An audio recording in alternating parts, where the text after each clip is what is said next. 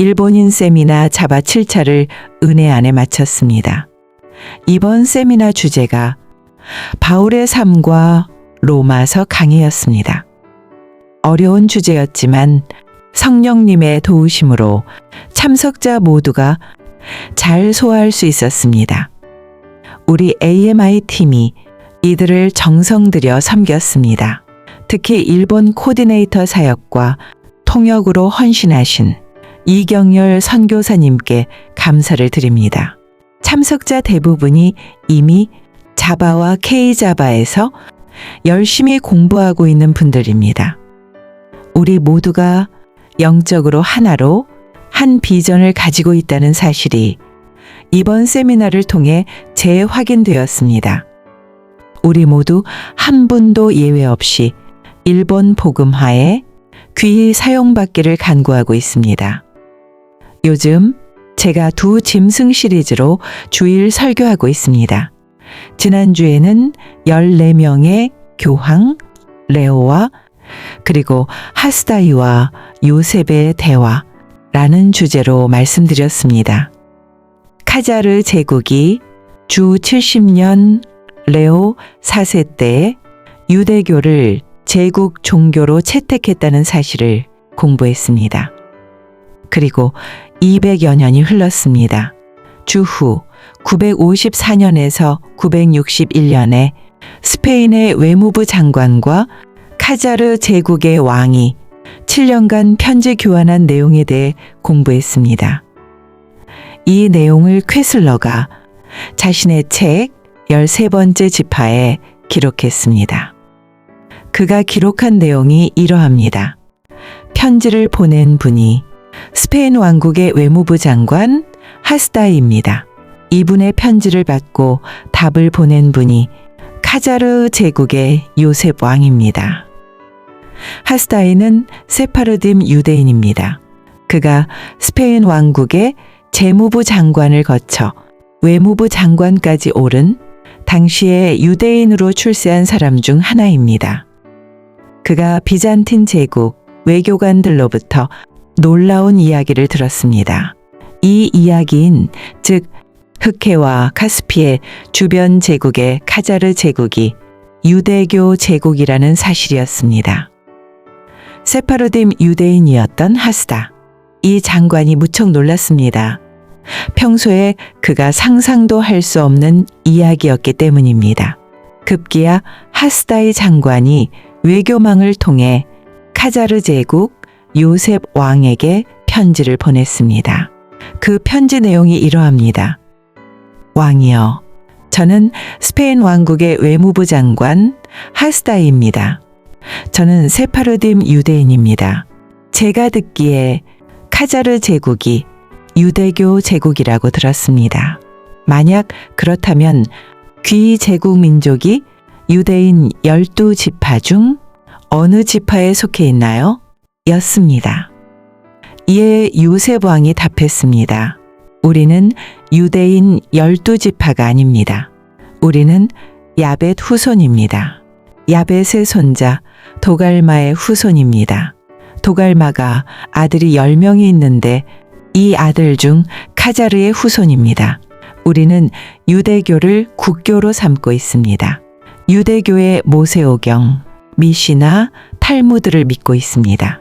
우리는 할례도 받고 있습니다. 우리가 유대인은 아니지만 어떻게 유대교를 국교로 삼았는지 알려드리겠습니다. 약 200년 전, 주전 740년, 우리의 왕 불란에게 한 천사가 나타났습니다. 이 천사가 말했습니다. 내 족속이 아브라함의 자녀가 아니지만 너희를 하나님의 선민으로 만들겠다. 이에 불란 왕이 이 천사에게 부탁했습니다. 내 아들 백 왕자에게 이 사실을 보여주십시오. 이에 천사가 이 왕자에게도 꿈으로 이 사실을 알려주었습니다. 이에 불란 왕이 유대교를 국교로 삼게 되었습니다. 당시 제국 안에 살고 있었던 동방계 유대인들로부터 유대교를 배웠습니다. 이때부터 우리를 아슈케나지 유대인으로 불리움 받게 되었습니다. 이 사실로 인해 상기책의 저자 아서 퀘슬러가 책 제목을 13번째 지파로 하였던 것입니다. 이는 아슈케나지 유대인이 12지파에 속한 유대인이 아니라는 주장입니다. 가짜 유대인이라는 것입니다. 저자인 자신도 이 가짜 유대인이라는 것입니다. 진짜 유대인은 셈의 후손입니다. 셈에서 에벨을 통해 아브라함으로 이어지는 후손입니다. 그런데 아슈케나짐은 야벳의 후손입니다. 야벳이 7명의 아들이 있었습니다. 첫째 고멜, 둘째 마곡, 셋째 마대, 넷째 야완, 다섯째 두발, 여섯째 메색, 일곱째 디라스입니다. 창세기 10장 2절에서 3절 말씀에서 야벳의 첫 번째 아들 고멜에게서 세 아들이 있었습니다. 첫째 아스그나스, 둘째 리밧, 셋째 도갈마입니다. 이 족보에서 보듯이 아스그나스는 야벳의 첫 아들 고멜, 그리고 그 고멜의 첫 아들 야벳의 장손입니다. 여기에서 아슈케나지 유대인이 만들어졌습니다. 그러므로 이들은 셈의 후손이 아닙니다. 이들이 유럽인의 조상 야벳의 후손입니다. 오늘날 유럽인으로 보이는 유대인들 대부분이 이 야벳의 후손입니다. 다시 말해 가짜 유대인들입니다. 그런데 문제가 있습니다. 상기 요셉 왕의 대답에서입니다. 자기네가 고멜의 셋째 아들 도갈마의 후손이라는 것입니다. 분명 첫째 아들 아스그나스의 후손이어야만 하는데 말입니다. 아마도 당시 요셉 왕이 성경에 조예가 깊지 않았다고 보여집니다. 그가 평소에 들어왔던 상식 수준에서 이렇게 알고 답변하지 않았나라고 생각됩니다. 어쨌든 분명한 사실이 있습니다. 아슈케나지 유대인이 가짜 유대인이라는 사실입니다. 12지파에 속해 있지 않다는 사실입니다. 그래서 아서 퀘슬러가 이들을 제13지파로 불렀던 것입니다.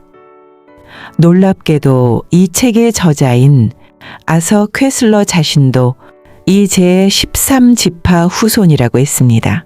다시 말해 자신이 속해 있는 아슈케나지 유대인이 야벳 후손이며 셈 후손이 아니며 제13지파 후손이라는 사실입니다. 이는 아슈케나지 유대인이 12지파에 속한 유대인이 아니라는 사실입니다. 다시 말해 자신들이 가짜 유대인이라고 했습니다. 그래서 아서 퀘슬러가 외쳤습니다. 유럽의 로마 가톨릭, 정교회, 개신교, 기독교인들이여, 우리가 진짜 유대인이 아닙니다. 왜 우리 아슈케나지 유대인을 진짜 유대인으로 오인하고 우리를 핍박합니까? 우리는 진짜 유대인이 아닙니다. 우리를 향한 핍박을 멈추십시오. 라고 외쳤습니다. 이분이 이 책을 저술한 목적이 이것이었습니다. 그러면 황 목사님, 질문이 있습니다. 전능하신 예수님께서 왜 이 가짜 유대인을 허락하셨나요? 우연히 생겨난 것인가요? 아니면 예수님의 디자인 속에서 일어난 것인가요? 전지하신 예수님이신데 예수님이 이 가짜 유대인 제국, 카자르 제국이 일어날 것을 미리 아셨나요? 아니면 스스로 생겨난 제국인가요? 누구의 실수와 잘못 때문에 생겨난 제국인가요? 아니면 예수님의 철저한 디자인 속에서 일으키셨던 제국이었나요? 그렇습니다. 예수님의 철저한 디자인 속에서 일으키셨습니다. 창조 목적 학교 교육 프로그램 하에서입니다. 진짜와 가짜를 분별할 수 있는 영분별력을 고취시키려는 교육 프로그램의 일환에서입니다. 이는 진짜의 존재를 깨닫고 이 진짜의 소중함을 깨닫고 이 진짜를 주신 목적을 깨닫고 이에 집중 공부하게 하려는 교육 방법입니다. 이산화탄소를 허락하시어 산소의 소중함을 깨닫게 하는 교육 방법입니다. 오늘 날이 바로 두 짐승이 활개치는 시대입니다.